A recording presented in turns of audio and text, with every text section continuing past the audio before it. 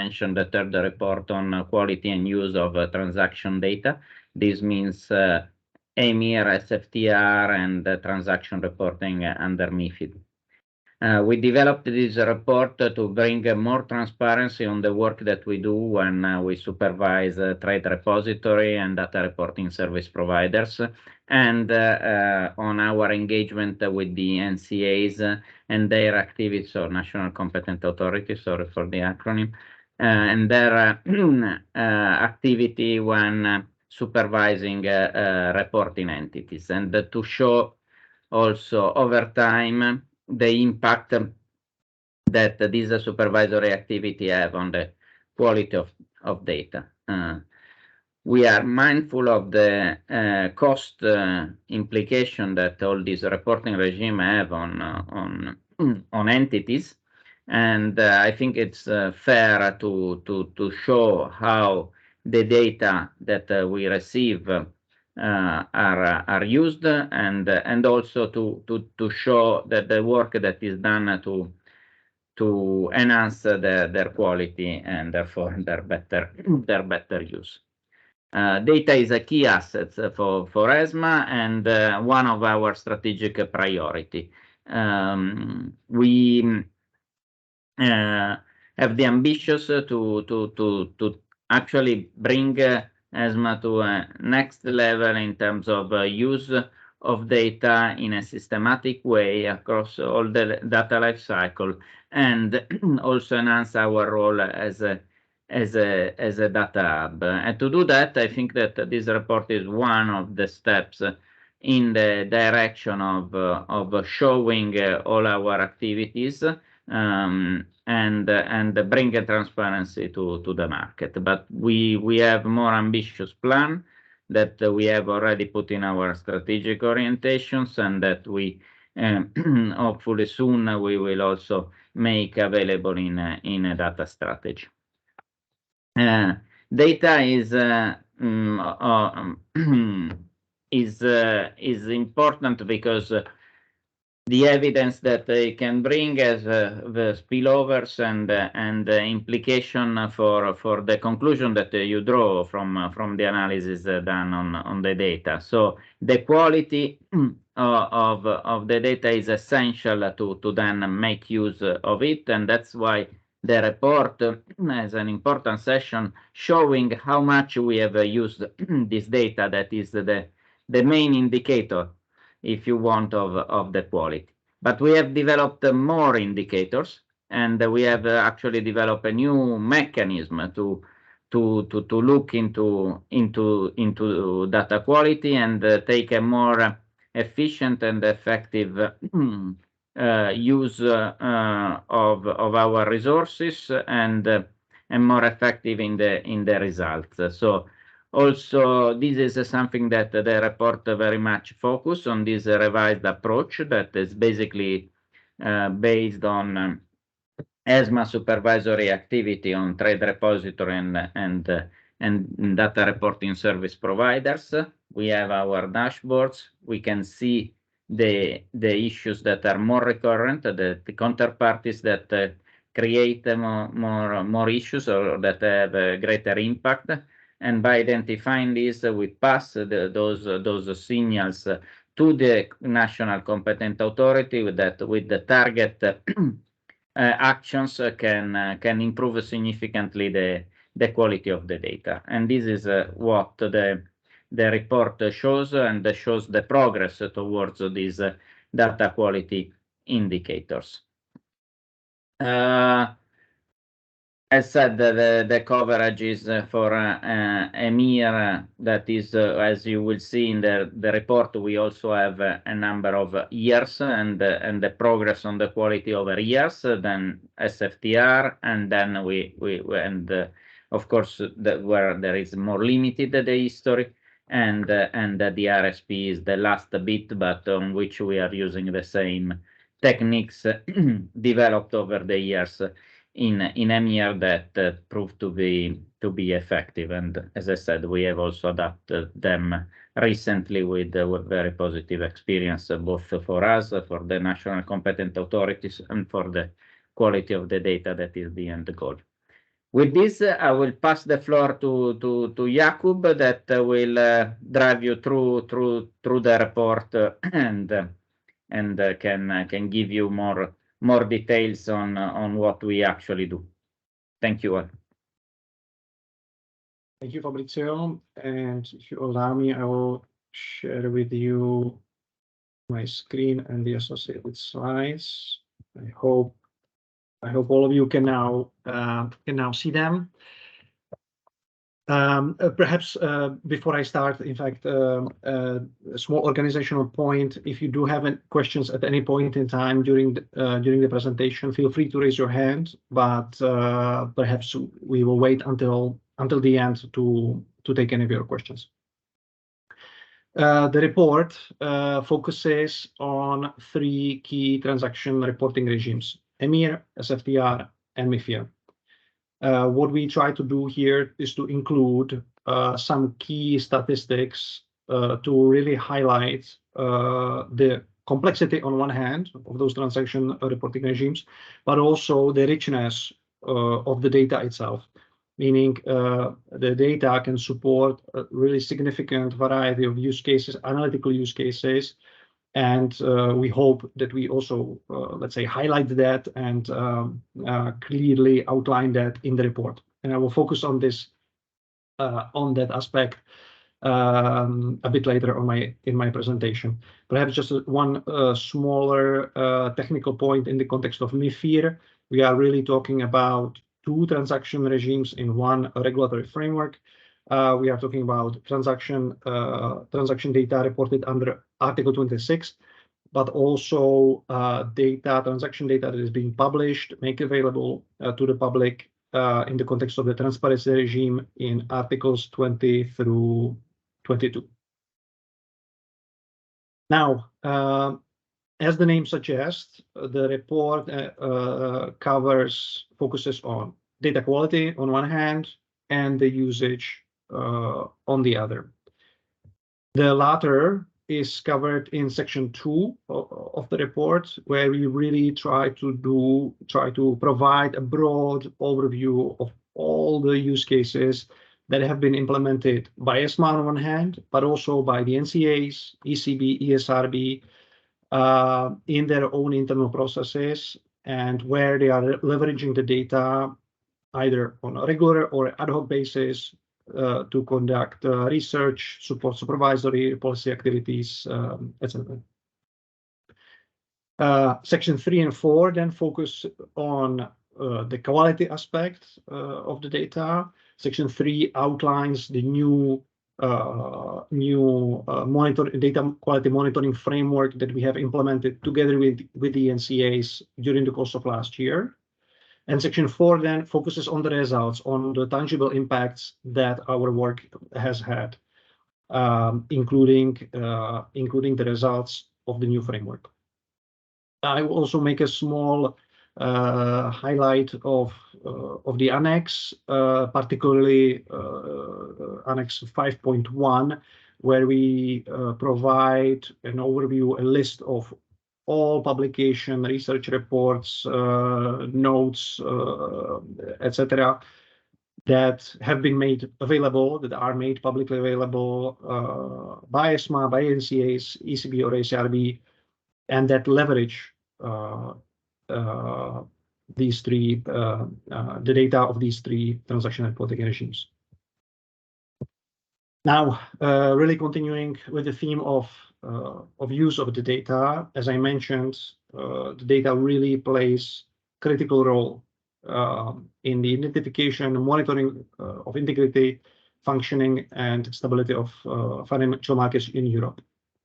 There is a really broad set of use cases that the data supports, ranging all the way from monitoring of the reporting obligation itself, but then going through to monitoring of market trends, monitoring of exposures of specific market participants, monitoring and detection of market abuse, monitoring of activities in specific market segments or subsegments, and including policy development.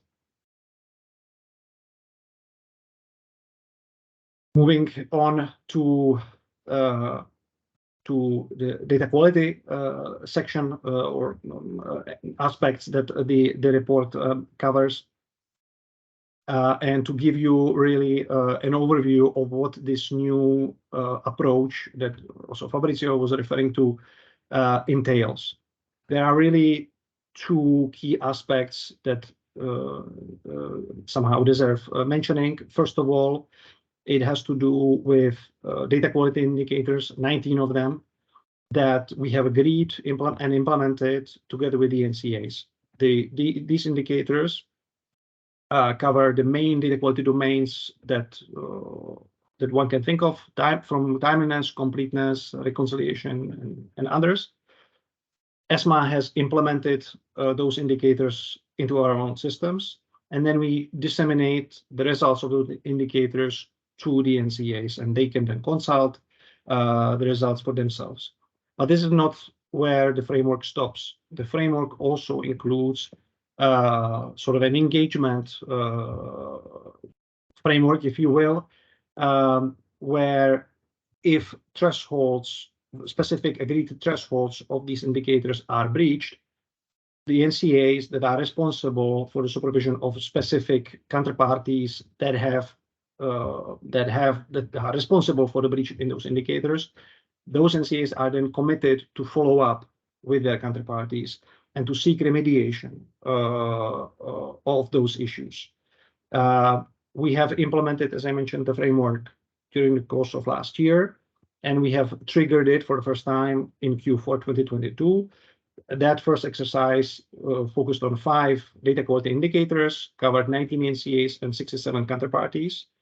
And to our great satisfaction, we've seen signs of improvement in all those five indicators. The results in much more detail are covered in section 4, but here really just to give you highlights of the impact of the new framework. Here we are, these 3 charts show results for 3 data quality indicators that were part of the first engagement. And as you can see, there has been an improvement, quite significant improvement in all 3 of them. There are some longer term trends clearly present. This is not somehow surprising to us either. ESMA and the NCAs have been working on data quality since the inception of EMIR. However, you can see that in Q4, at the end of last year, there is a quite significant improvement across the 3, excuse me, these 3 indicators. The second subsection of section 4 then focuses on MiFiR, and really the key highlight, the main highlight there is the fact that ESMA has onboarded the supervision of data reporting service providers from the NCAs. ESMA has become responsible for the supervision of the significant DRSPs, which effectively means that ESMA supervises 99% of all transactions reported either to ARMS or APAS, those that are responsible for publication of transparency data in the context of MiFiR. This has been a long-term project for us, a multi-year project, in fact, including the implementation of a completely new data reporting system on ESMA side to be able to ingest transaction data in the context of Article 26. And there, really the main highlight is that we have been able to do that successfully.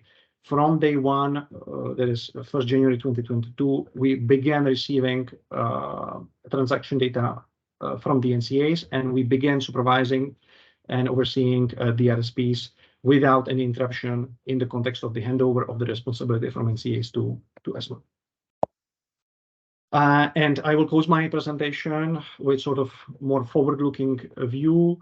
There are really 2 main aspects that we want to focus on and pay attention to going forward, at least in the context of data quality. First of all, We will continue to expand the new framework beyond EMIR and SFTR during the course of 2023. Really important for us to continue to collaborate and engage with NCAs and other stakeholders such as repositories under EMIR and SFTR and the RSPs, as well as reporting entities, to continue to strengthen data quality further in all the relevant transaction reporting regimes. I will stop here. Thank you for listening, and I'm happy to take any questions if you have any. Jakub, maybe, and good morning to everyone. Maybe I would ask you to go back to particularly the slides that we had on EMIR, and also show to the people who have joined us today a bit of the dual nature that we have in this report, where indeed, as we mentioned, we have indeed observed some tangible benefits. Can we go back to that slide, please, the one on the EMIR, where we have observed, as we mentioned, tangible benefits out of the as a result of the new framework. But however, we continue seeing still issues which are well above the levels which we would have expected, right? For instance, as you see, the QI1 and 2, this is one of the cornerstones of a dual-sided reporting regime, and it is there where for sure there are going to be more interactions this year. You can see that we still see quite an important level of misalignment between counterparties. Let's see whether EMIR would help us on this. But again, this is something which attention of NCS has been brought. But given that today we have audience which also comprises market participants, it's also important for them to continue working on that particular aspect, i.e. in dual-sided reporting regime, it's a key element to ensure that between the two entities, the two market participants who transact with each other, there is an agreement of the number of transactions. Here we still see, although the number has decreased following the implementation of the framework, following the efforts by the NCAs to reach out to the counterparties, to do the cleaning of records, meaning eliminating some transactions which are not being reported, or reporting additional transactions which they might have failed to report, to still ensure that this is the case. And then in the case of the valuation, this is another of the cornerstones, and that's also why we wanted to show it to you here, right? Valuation is another important element. EMIR has been one of the pioneering regimes in having that data, and efforts have been made there also to ensure its quality. So about also in the report, you have seen that we have several two DQIs in relation to valuations, and this is another important element which also with EMIR is going to have further central position in our assessments, and in addition in our usage of the data. Any type of and we have seen this in the last week, there have been several market developments which have required timely and precise information on valuation, and this is also something on which we'll be working. And then probably also to add more on MiFiR, and Jakub was pretty clear there. We are also looking how to better enhance the framework under this reporting regime, and indeed ensure that all the lessons learned in the past years can be applied there to the best, and also make use of all the new technologies that we have at our disposal. Thank you.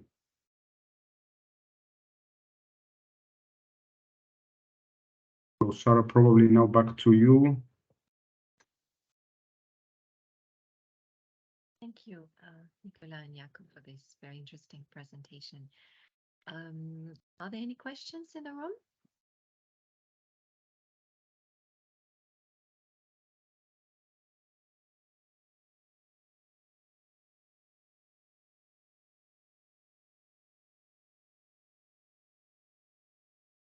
Yes. Stefan, please go ahead. The floor is yours.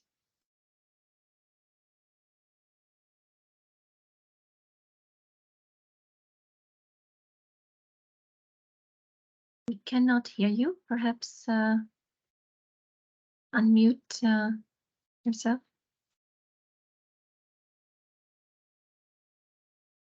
Okay, yes, I think I'm mute now. Thank you. Thank you for the great presentation. I think it's very interesting. My question is more around, so you used different sets of data and on transaction data. I wanted to see, like, do you try to merge them? Like if one transaction in these 3 data sets, do you merge them to see the same transaction, or do you use 3 data sets independently? Thank you for the question. The answer is both, and it depends on the type of use case that we may have. There have been a variety of analytical projects that have been relying they've been using all 3 data sets in conjunction. And therefore it's become somehow important to verify and see that there is a consistency between the two, the various reporting regimes and various data points. So that's a more general point. Specifically though, we currently have, and we speak about that in the report, we are carrying up a project that focusing on exactly this aspect, and it's a deep dive really, where we are trying to verify the consistency between in the context of MiFiR, that is, between the transparency data and the transaction data under Article 26. The project is wrapping up literally as we speak, and so unfortunately we are not able to publish yet any results. But it is something that we are working on, and certainly it will be featured in for sure next year's report, and perhaps in some other way even before then. Right. I hope this answers your question.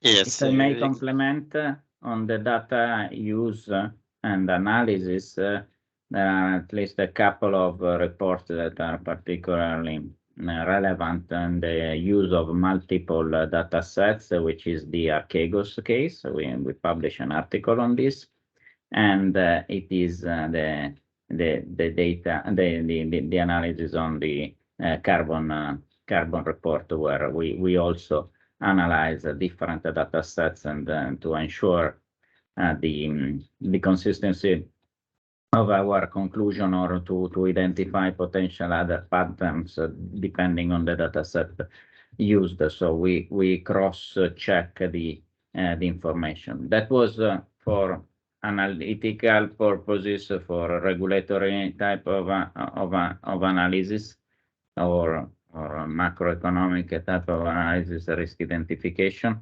The other project that Jakub described is purely on data quality. So we wanted to check the quality of the data received under transaction report, and compare to what the APAs publish. So looking at what is received as regulators and what the public receive, to then check the consistency or check potential errors. Right. Thank you. Thank you, Fabrizio.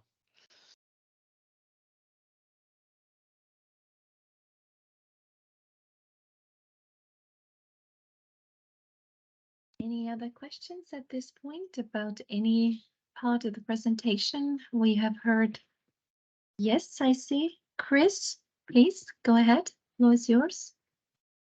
Then we have also Alex from Bloomberg, who also wants to raise a question. Right, who wants to go first? I didn't see the precise sequence here, but Alex, yes, please. I don't see the other hand raised anymore, so please, Alex, if you're there, please go ahead. I see there's a technical issue.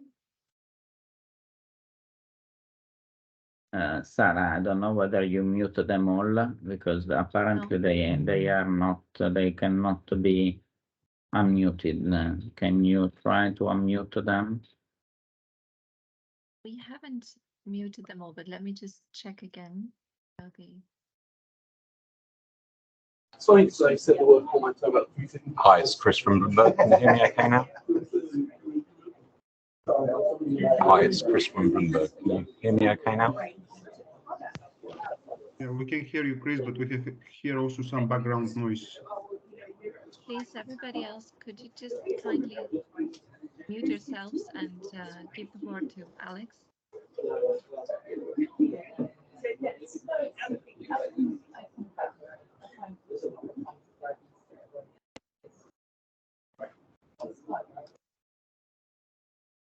Can only Chris was the only one unmuted, but Okay, thank you. Firstly, thanks very much for this walkthrough. It's really useful for us all. I just wanted to touch upon sort of the use of historical data. So we've touched upon the need for firms to obviously remediate when there's issues in the reporting. Could you talk a little bit about how you use historical data sets as well? I think that would be beneficial for firms to understand. Sure. Thank you. Great question. And perhaps I can start the answer, and then perhaps Nikolai, if you would like to add, please do so. Historical data is really useful for us in many cases where we perform certain types of analyses. We take a historical view and see how have trends or developments in various markets have evolved over time, and therefore having the historicity is really extremely useful and does play an important role. Yeah, perhaps I will stop there with my answer. I hope this is clear. I don't know, Nikolai, if you would like to add something on top of that. Absolutely. So indeed, today we have two elements which are really important, and most of you have seen also this in the guidelines which we have now under EMIR REFIT, where also further extension of the use of historical data has been included. Of course, the data, the biggest concern there, the biggest element there is the quality of the data and the reliability of past data. However, to address this, of course, one of the steps that we take is to ensure backward compatibility, i.e. all the data that is currently available to us, all the technical formats in which it is reported to provided to us could be compatible backward, so this could be ensured. However, also for the different types of analysis, as Jakub was mentioning, different type of historical data are needed. Sometimes, for instance, for building the relevant time series at entity level, etc., it's rather straightforward. However, we are also aware, and we have mentioned it also in the data quality report, that there is a lot of work ongoing. For instance, if we want to look into prices information, for instance, we know that there might be quite some issues there, right?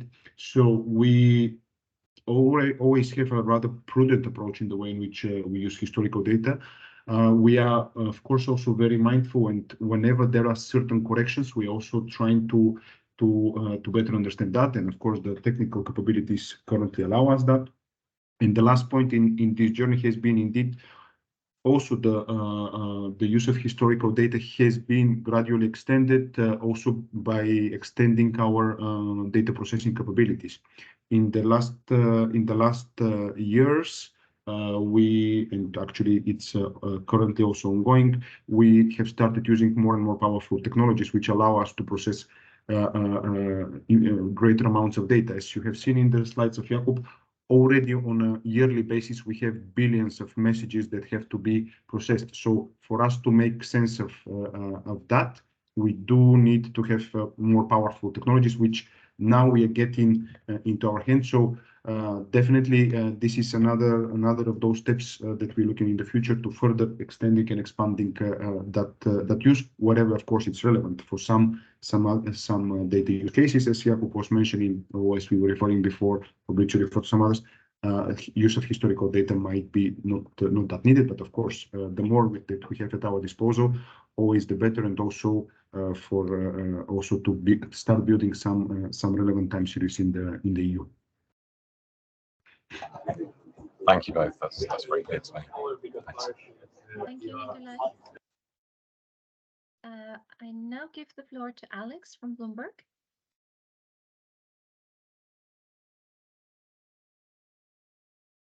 Alex, are you back?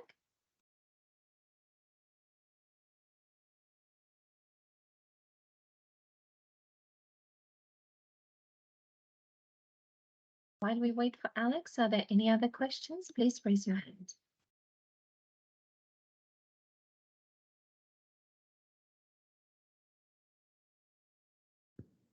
Hello, can everyone hear me? Yes. Alex? Okay, Yes. wonderful. I'm back. Very good. Welcome. Thank you very much. Okay. Hello, Sarah. Hello, Nikolai, and thank you for the very, very interesting presentation. Very helpful for the industry. One question I would have on my side, to make it even more helpful, if this is even possible, is on the prioritization of looking into data quality. As we all know, the RTS and the guidelines are quite prescriptive as to how to approach this. But could you remind ourselves and everyone on the call with the prioritization of looking into data quality? So first, outstanding derivative, then recurrent issues. Is there any other prioritization points that you could share with us to help firms prioritize their work and make it more worthwhile for you as well? Nikolai, would you like to take the question? Yeah, absolutely. I will take it. So actually, Alexi, the one that this type of prioritization that you're mentioning is somehow present, but it's not necessarily fully as you indicated now. In terms of the prioritization, of course, of the data quality issues, as we have said now, what we use as our roadmap and as our guiding book are the data quality indicators.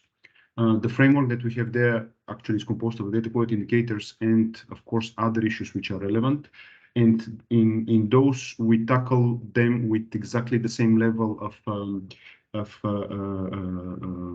priority, the issues related to outstanding derivatives compared with issues related to the reporting activity, the daily reporting activity of counterparties.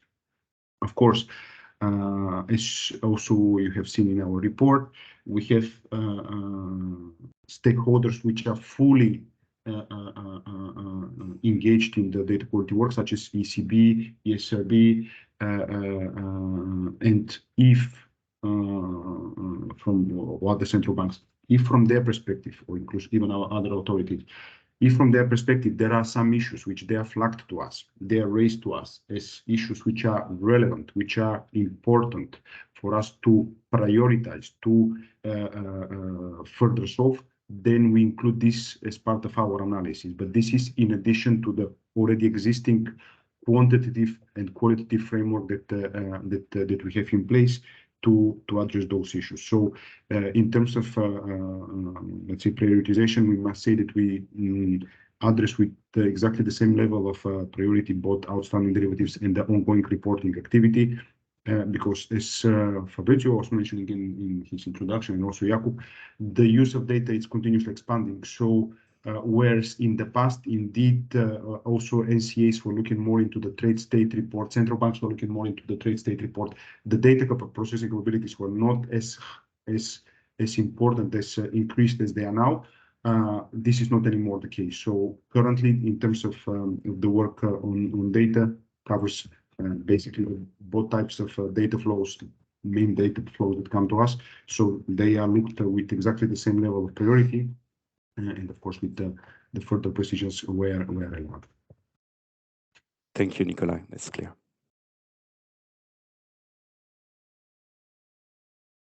Thank you, Alex, for this question. Do we have any other questions at this point?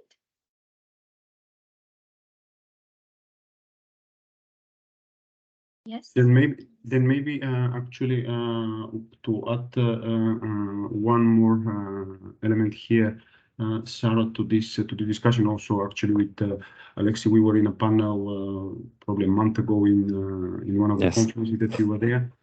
You were chairing the panel. Indeed, it's in terms of the resolution on the counterparty side. There is an important role that the NCA play, i.e., usually this has to be done in accordance with the relevant timelines of the identification of the issues, and of course, taking into account how resolution of one issue can bring further benefits, particularly in the case of EMIR, which is one of the reporting regimes that we are looking here. It's also clearly important that whenever counterparties prioritize the issues that they solve, this prioritization is also aligned with the objectives that come in EMIR, i.e., they do this in full conjunction. Okay, so if I understood well, you just added an additional a variable to the prioritization matrix, which would be work with the counterparties towards resolution. Yeah. And obviously focusing on the priorities that you've given to us, which is outstanding derivative first, daily reporting first, and outstanding derivative, then raise to ESMA, and then eventually historical data. Indeed, historical data, indeed, in that regard, might have slightly lower level of priority compared with currently ongoing reporting and, of course, outstanding derivatives. Of course. Thank you very much. Thank you for this clarification, Nikolai, and thanks to Alex for his question. We have another question from Mr. and Mrs. Dufournet-Tran. I give the floor to you. Yes, thank you very much. I have a question. The 19 data quality review indicators have been implemented for EMIR in May, and you say that you will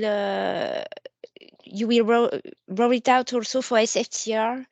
Are they exactly the same, and are they already rolled out, or is it a plan for this year?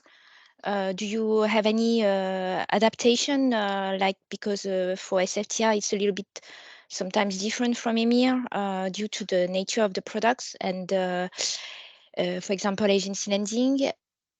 And I have another question about the threshold, because it seems that this new quality framework is based on the, as you say, the predefined AU level performance.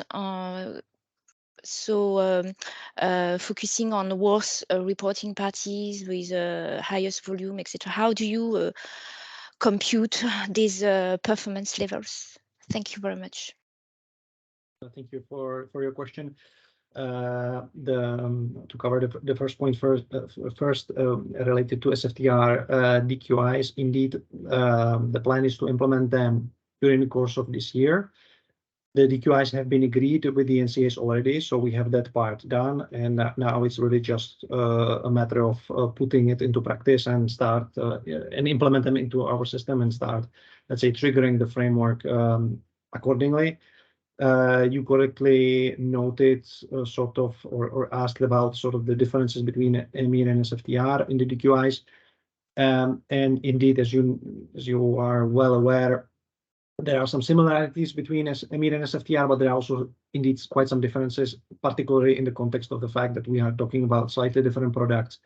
And indeed, the DQIs take it into account. There are some DQIs that are very similar between the two reporting regimes, just because that specific reporting aspect is similar as well. I may give an example of maybe reconciliation could be a good example.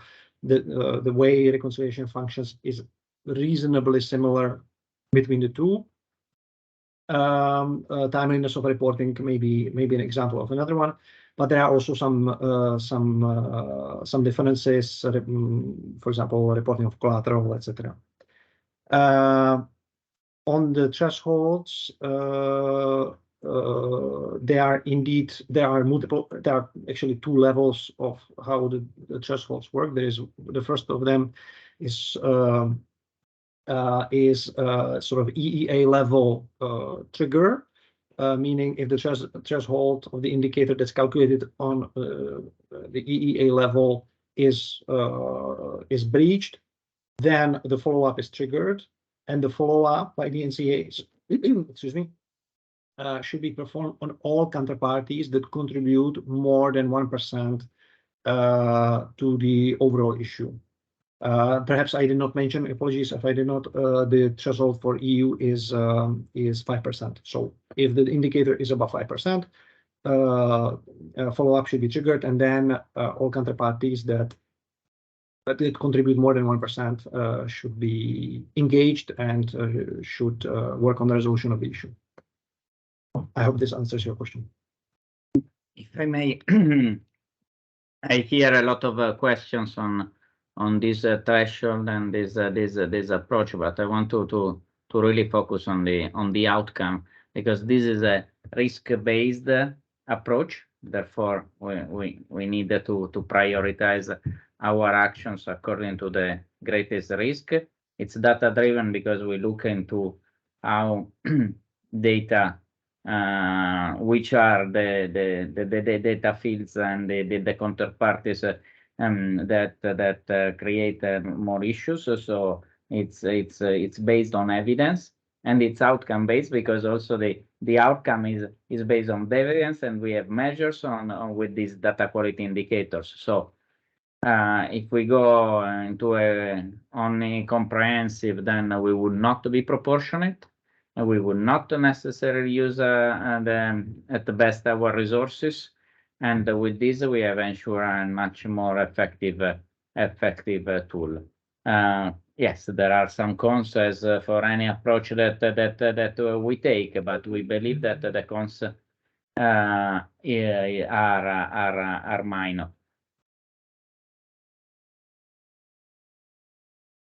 And maybe one more thing just to complement this. Indeed, the thresholds have been decided in view of the current situation, but these are simply numbers which we use as a benchmark at this stage. The data journey, to increase data quality and enhanced use of the data, indeed goes into the direction of further lowering those thresholds by virtue of more and more issues having been solved, and indeed focusing on other issues. And also the data quality indicators, they are in their nature, they're not static. Of course, we perform the calculations on those that have been decided now, but also there our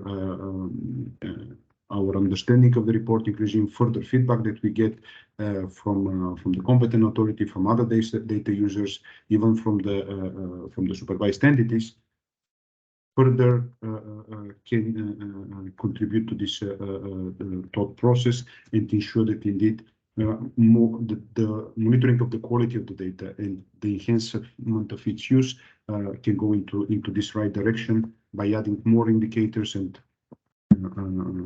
following up on further aspects. Of course, as for which we say, we have to make efficient use of our resources, and indeed we are focusing now on those that are essential for enhancing the use of the data.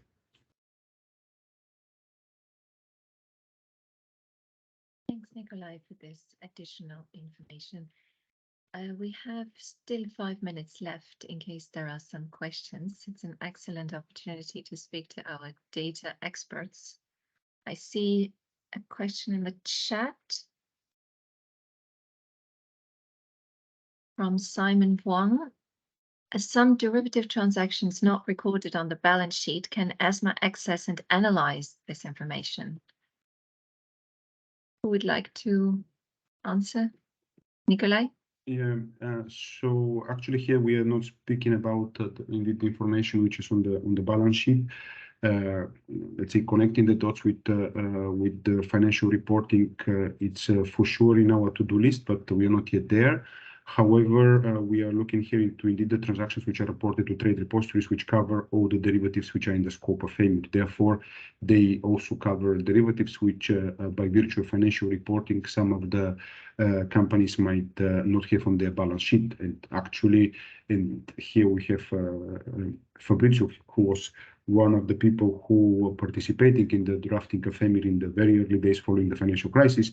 This, you might remember, it's one of the main objectives of reporting regime as EMIR, i.e. to bring transparency to the authorities on all those financial instruments which were and are still for other reasons outside the balance sheet.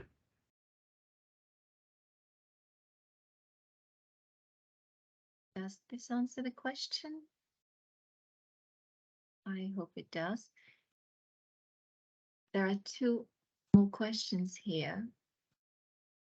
Another one, yeah, about the presentation. Yes, the presentation can be shared after the meeting, after the webinar for reference. As I mentioned earlier, it will probably also be published on our YouTube channel. Another question from Carmine Lombardi. Is it possible to share the technical details that allow the counterparties to calculate the indicators? Would like to take this question?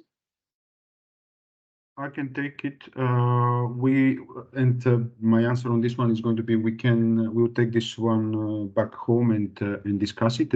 At least at this stage, this is not something that has been envisaged. However, the data quality indicators and the way in which they're being calculated are available to the NCAs. I think we have provided quite some examples of what they mean. However, the exact details, at least at this stage, have not been envisaged for publication. But this is actually very, very interesting question, and we can give it a thought.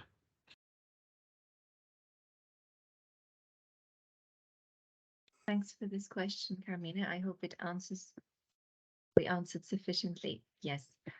Alex, you have one last question. Yes, hello again, Alexis from Bloomberg. One question that I wanted to ask you all is with regard to the project that we're hearing European TRs are engaged with ESMA in upgrading historical data pre-refit, non outstanding, and also pre-2014 to the new standards. Could you explain the context of this decision in the framework of data quality and what you are hoping to achieve, knowing that this data might not be updated to the expected level of standards of quality that you're aiming? If that makes sense.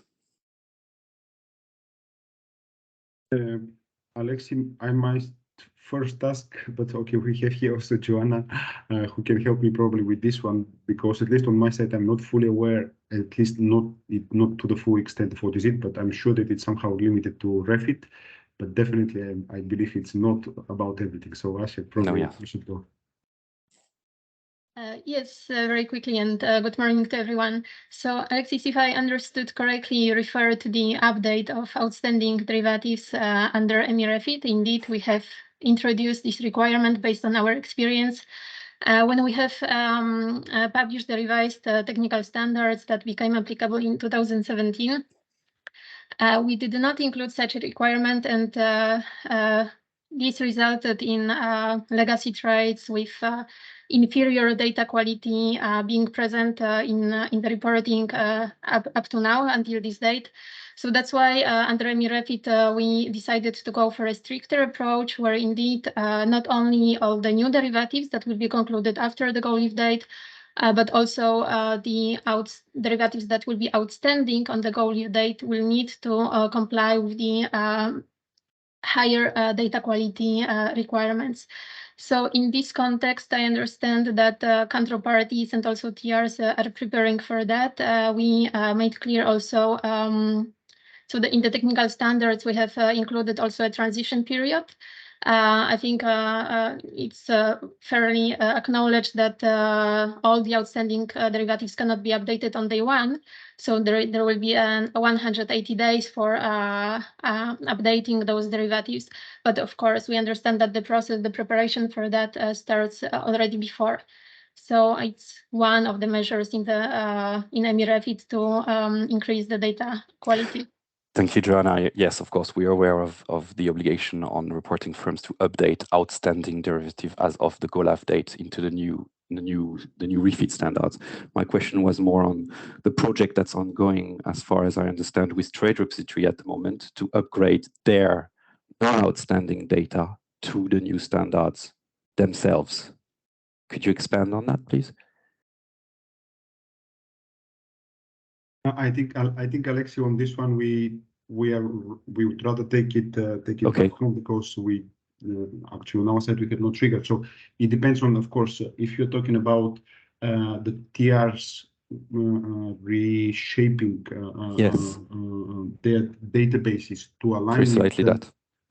This is different thing, and of course this forms part of their own technical implementation, the way in which they want to be ready for EMIR. But let's also put it from that perspective. It has not been something that we have required to update the historical data sets. This is going to be something which comes potentially from the TRs, in which they would make their databases work. However, what we have expected, and what we I think we also have mentioned in the previously in our presentation, the information that goes to the trade repositories and then comes to the authorities has to be backward compatible. Right? The schemas that we have now should support also the reporting of information which was somewhere in the past. However, there are, at least up to now, we have not formed any specific expectation from the regulatory community that historical data, even as you mentioned, the data which was contracts concluded before the EMIR go live in 12 February 2014,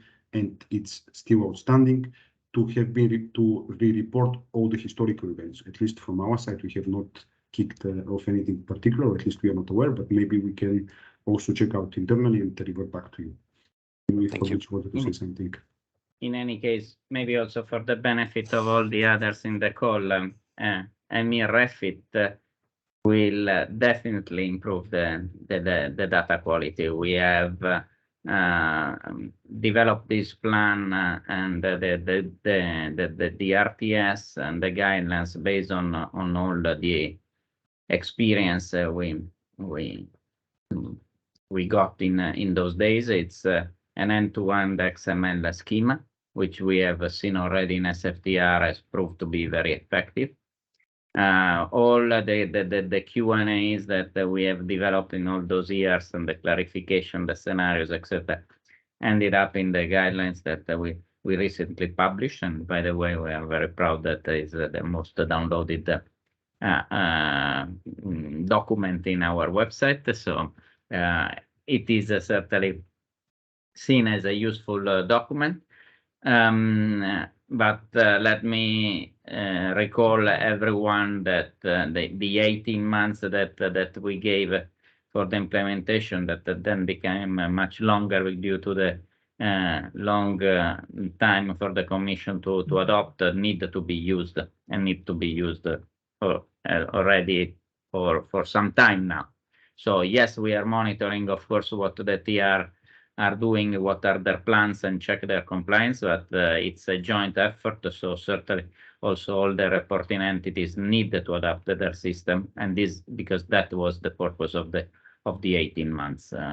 Don't expect additional lead time after such a generous one. That it's the first one that we actually make sure that the industry has a sufficient time to adapt, because we know that the changes are complex, but for this reason the changes needed to be already introduced, tested, and your system needed to be adapted. Thank you. Thanks, Fabrizio, and thanks for all your questions. I have shared our email address in case you have any further questions. I'm sure you do. There's a lot more we could talk about, but time is limited, unfortunately. So thank you again for attending the webinar. Nikolai, you would like to say a few words? Yes, absolutely. And again, thanks also from our side, from the team, of course, who has worked on this report, which is indeed includes many more team members. As you have seen, we are in the right path. We believe that we're in the right path, and we have now much better tools and much better data to monitor the functioning of the markets. However, we are also aware, and that's why we also have emphasized there is a need to further work on the quality of the data and to ensure that the enhancement that take place, they also leverage on all the data standardization work that ESMA has been doing, and they foster, of course, the consistency, quality, and reusability of the data.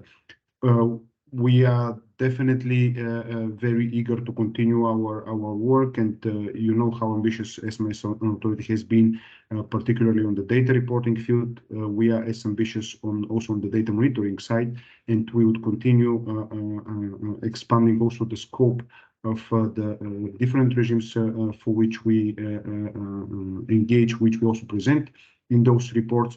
As Fabrizio mentioned, transparency is a key element for us, and we do want this to be achieved. So for sure, in the next editions of this report, there are going to be much more additional information, which we hope is going to be useful for the market participants. On the EMIR refit point, as mentioned by Fabrizio, indeed, this is what, currently the key next milestone for most of the entities which are here. So definitely, please have a look at all the materials that we have published. Continue looking at our dedicated web page.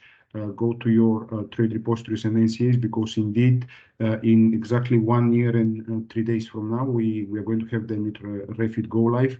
So we all hope that you're going to be in a good shape for this go live. And indeed, please make wise use of the time. And finally, again, thank you very much for being today here and for have such a numerous and interesting questions to us.